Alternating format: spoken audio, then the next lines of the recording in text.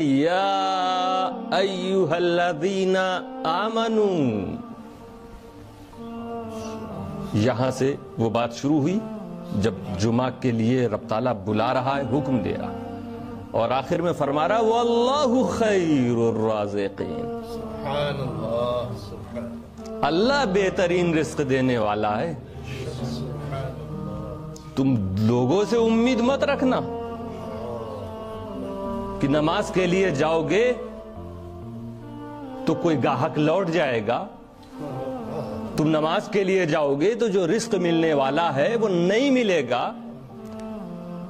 اتفاق سے تمہاری شاپ پر، تمہارے آفس پر لائن لگ گئی ہے لوگوں کی، اور نماز کے لیے آذان دے دی گئی۔ اب ڈیسیزن تمہیں لینا ہے کہ تم ان کسٹمرز کو نپٹا کے آؤ گے، نماز چھوٹ جائے، یا تمہیں یہ دیکھنا ہے کہ رب کریم تمہارا رب جس نے تمہیں پیدا کیا ہے وہ فرما رہا ہے یا ایھا الذین آمنوا، اے ایمان والو، اذا نودی للصلاۃ من یوم الجمعہ، جب نماز کے لیے آذان دی جائے جمعہ کے دن، فاسعوا الی ذکر اللہ، تو اللہ کے ذکر کی طرف چل پڑو۔ محدث اعظم ترجمہ کرتے ہیں چل پڑو۔ اب چل پڑنے کا مطلب کوئی بھی ہو چھوڑ دو اس کو، جاؤ نہیں، جاؤ میں تو تم ملاقات کے بعد بھی جا سکتے ہو، اپنا سامان بیچ کے بھی جا سکتے ہو، لیکن چل پڑنے کا مطلب ہے چھوڑ کے۔ فسعوا، بھاگو خدا کے ذکر کی طرف، جلدی جاؤ خدا کے ذکر کی طرف، کیونکہ اب یہ جو تمہارے سامنے کیوں ہے، یا تمہارے سامنے دو تین کسٹمر جو ہیں، یا تمہارے سامنے کوئی بزنس مین بڑا پروجیکٹ لے کر آیا ہے، یہ تمہارے رزق کا مالک نہیں۔ واللہ خیر الرازقین، اللہ بہترین رزق دینے والا ہے، رب تعالیٰ رزق دینے والا، کیونکہ وہ عام طور پہ روزی روٹی کے چکر ہی میں عبادتیں چھوٹتی ہیں۔ تو رب تعالیٰ کا حکم ہے آج کے دن جلدی کرو، چل پڑو الی ذکر اللہ، اللہ کے ذکر کی طرف، وَذَرُوا الْبَيْعَ، اور یہ خرید و فروخت چھوڑ دو، یہ بیچنا خریدنا چھوڑ دو، یہ حکم ہے، واجب ہے تم پر۔ جیسے ہی جمعہ کی اذان ہوئی، اب تم کوئی ایسا کام نہ کرو جو تمہاری جمعہ کی نماز، جمعہ کی سنتوں، جمعہ کے خطبے کے لیے رکاوٹ بن جاوے۔ ذروا البیع، خرید و فروخت چھوڑ دو۔ پھر آگے اللہ تعالیٰ فرما رہا کہ تم سمجھ رہے ہو کہ چھوڑ کے کیسے چلا جاؤں، گھر میں بیوی بچے ہیں، ذمہ داریاں ہیں، یہ پیسہ دینے والا کھڑا ہے، بہتر تو مجھے یہ لگ رہا ہے کہ میں اس کو نپٹا دوں تب جاؤں۔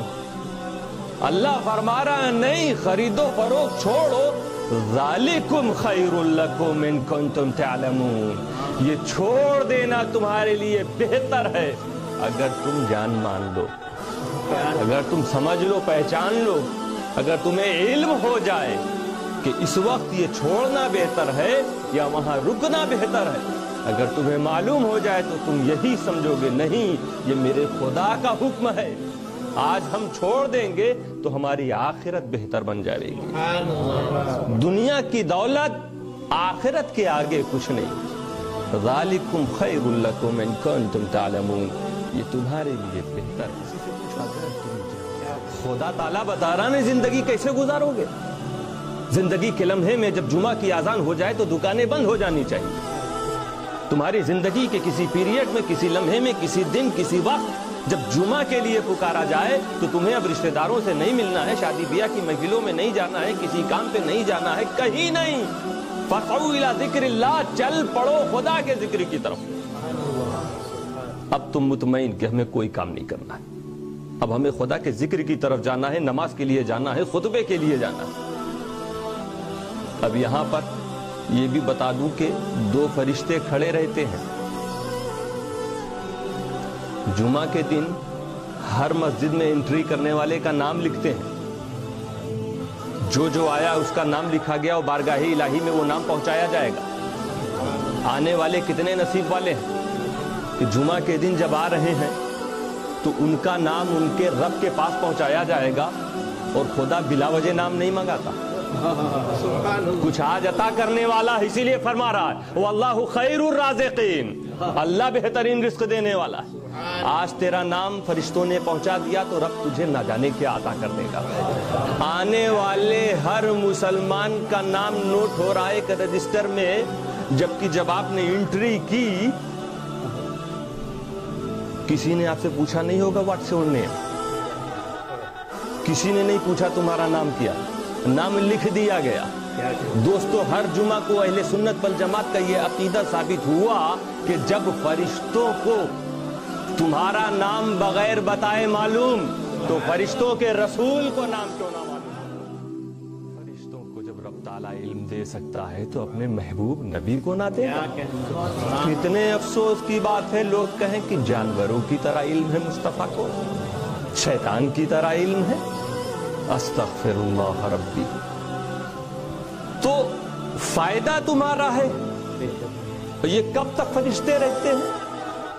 امام کے خطبہ کے لیے کھڑا ہونے سے پہلے تک۔ امام منبر پہ آیا، دوسری اذان جو دی جاتی ہے اس سے پہلے آ جانا چاہیے سب کو تاکہ سنت بھی پڑھ لیں،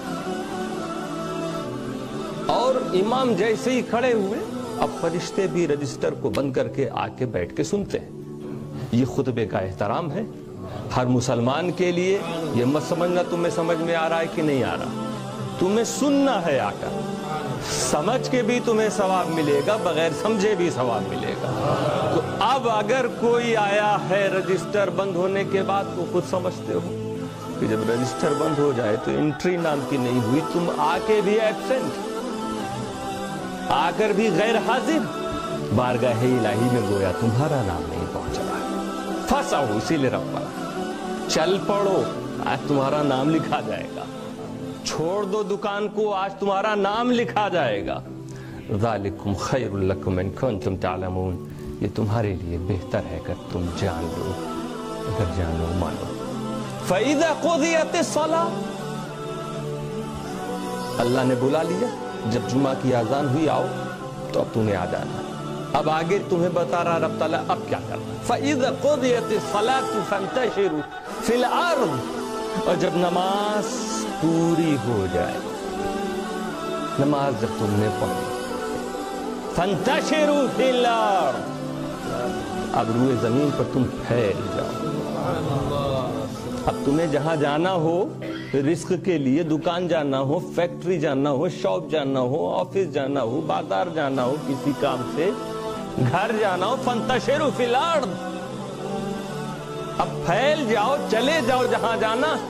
وَابْتَغُوا مِن فَضْلِ اللَّهِ، اور اللہ کے فضل کو تلاش کرو۔ دیکھو اب رب فرما رہا ہے کہ میرے رزق کو اب تم تلاش کرو۔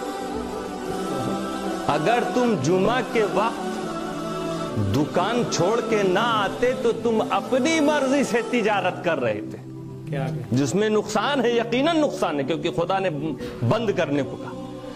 اب جب جمعہ پڑھ لیا تو اب رب کی مرضی ہے، فَانْتَشِرُوا، جاؤ پھیل جاؤ، وَابْتَغُوا مِن فَضْلِ اللَّهِ، اور اللہ کے رزق کو تلاش کرو۔ آج رب حکم دے رہا، اب رب کی مرضی ہے۔ جب رب کی مرضی سے تم رزق تلاش کرو گے تو رزق کیسے نہیں ملے گا تم کو؟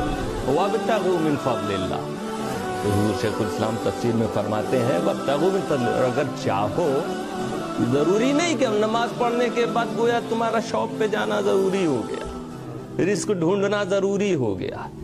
یہاں حکم ہے، یہ وجوب کے لیے نہیں ہے، یہ امر۔ تفسیر میں آیا ہے کہ اگر چاہو تو اب تم بزنس کرو، وَابْتَغُوا مِن فَضْلِ اللَّهِ، اگر چاہو تو اب دکان پہ جاؤ، اب تم جاؤ دھندا کرو، اب خرید و فروخت کرو۔ اور فضل کا مطلب صرف خرید و فروخت ہی فضل نہیں ہے، کسی دینی کام میں تمہیں جانا ہے تو اب جب نماز پوری ہو جائے تو جاؤ، کسی کار خیر میں حصہ لینا ہے، اچھے کاموں کے لیے جانا ہے تو اب جاؤ۔ وَابْتَغُوا مِن فَضْلِ اللَّهِ، तलाश करो अल्लाह के रिज़्क़ को। वज़्कुरुल्लाह कसीरन लअल्लकुम तुफ़्लिहून। आगे रब ताला जब जुमा के लिए आपको बुलाया था तो अल्लाह ने क्या फरमाया? फसअू इला ज़िक्रिल्लाह, अल्लाह के जिक्र की तरफ चल पड़ो। यहां ये नहीं कहा कि आके खूब जिक्र करो, मेरी मस्जिदों में मेरे घर में बैठकर खूब जिक्र करो। यहां पे जिक्र करने की बात है। वो जिक्र करने के बाद अब जब तुम मस्जिद से लौट रहे हो तो कह रहा अल्लाह खूब जिक्र करो। क्या अपने घर में खूब जिक्र करने की बात नहीं, घर से जब लौटे हो तब फरमा रहा वज़्कुरुल्लाह कसीरन लअल्लकुम तुफ़्लिहून, और अल्लाह को खूब याद करो। जब खुदा बिजनेस को छोड़कर तुम्हें अपनी तरफ बुला रहा है मस्जिद में, तो फरमा रहा है जिक्र की तरफ आ जाओ, जिक्र कर लो।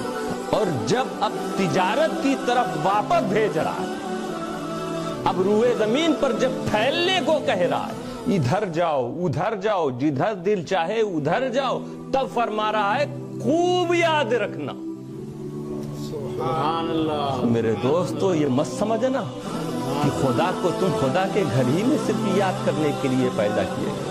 अब दुकान पे बैठ के कोई कस्टमर आए तो उसे धोखा देने से पहले खुदा को याद कर लेना। किसी कीमत को ज्यादा बताने से पहले खुदा को याद कर लेना। किसी से तुमने कर्ज लिया है तो खुदा को याद कर लेना। माँ बाप से मिलने जा रहे हो तो खुदा को याद कर लेना कि माँ बाप के साथ क्या सलूक पेश करना है। मेरे दोस्तों किसी गरीब के पास से गुजरना तो खुदा को याद कर लेना। रब ताला फरमा रहा है वज़्कुरुल्लाह कसीरन।